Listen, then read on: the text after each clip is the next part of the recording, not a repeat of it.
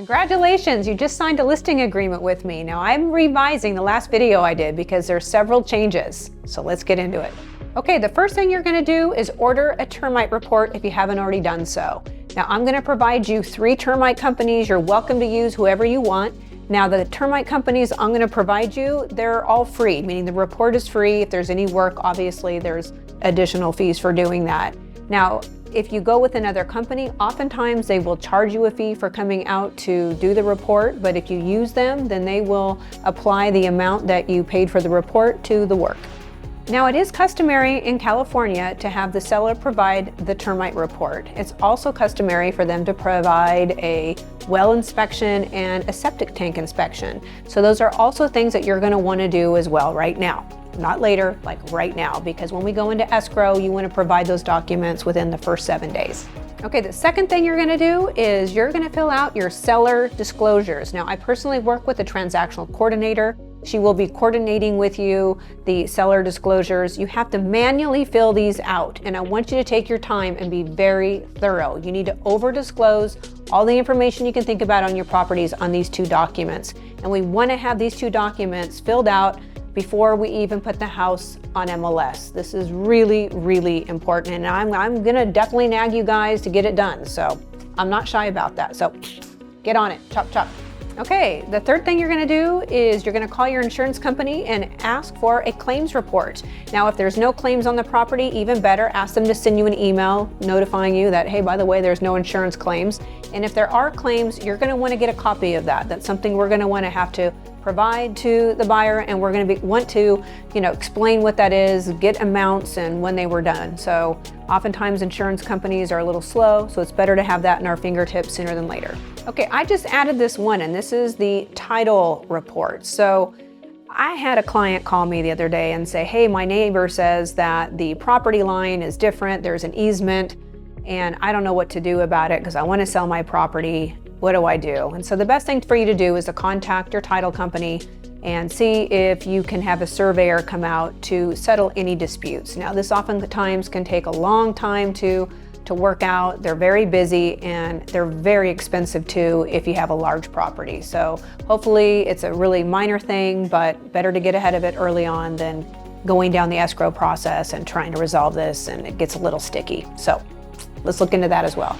Okay, this is actually different. This changed the beginning of 2021, and that is you have to have your CO2 and your smoke detectors installed in your house, which we all know, but it has to be done within 7 days of opening escrow. Okay, so we got to get those smoke detectors and CO2 detectors installed, and there's a whole code thing about it. Just contact me. I'll be more than happy to go into the detail. But also, your smoke detectors and CO2 detectors have to be less than 10 years old, or they have to be replaced.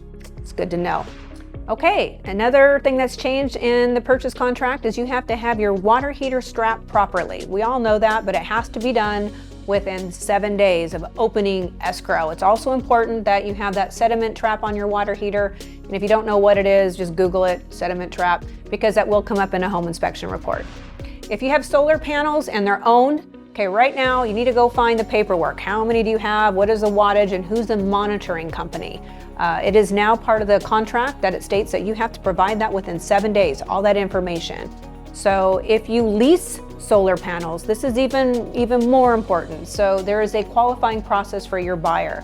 So when we open escrow, we're going to want to get that paperwork, understand the process, and jump on that immediately. There have been escrows that have been delayed 30 to 45 days because they don't start this process early. The buyer has to qualify for the transfer of the lease. And there's also, if you own those panels, we need to understand how the warranty is transferred over. Every solar company is different. So now that you just signed a listing agreement, this is the time where we figure this out right now than when we're down in the escrow process. Okay, it's very common in my area to have your house repiped. We've had a lot of pinhole leaks in our area. So if you have had your house repiped, we need that information within 7 days of opening escrow. So let's find it now. I remember I sold a property and they said they had the house repiped. Come to find out it was copper, not PEX piping. Not that it made a difference, but that's something we should have known within 7 days. So as you're opening your files and going through all this paperwork, find out that information. There's also going to be a warranty that's transferred. There's usually a fee, so we need to know what that is so we can execute properly. Okay, so in our area, it's very common to have a roof completely redone. So if you're one of those homeowners, there's also a warranty transfer, and there's actually a transfer fee that goes along with that. So once again, go through your files, get that to me as soon as you possibly can, because we're gonna wanna know the process. We wanna get into escrow and we want no delays. So all you home smart users out there, well, guess what? You need to get all your passwords, all the manuals, directions on how all that stuff works. And yeah, we got to get that compiled early on, because when I'm selling your house, I'm going to be having to show how this is demonstrated. I'm going to need to know the password. So since we just signed a listing agreement, that's also your homework. So all these things I just spoke about are your homework. Trust me, it's going to make the escrow process go smoothly. Thanks for listing with me, and for you viewers out there that have just signed a listing agreement, congratulations. I hope it goes smoothly, but it will go smoothly, or you have a higher probability of going smoothly if you do the things that I've just outlined in this video. So good luck, congratulations, and if you have any questions, feel free to contact me. And if you had any benefit out of this video, please smash that like button and subscribe to my channel, and I'll see you in the next video.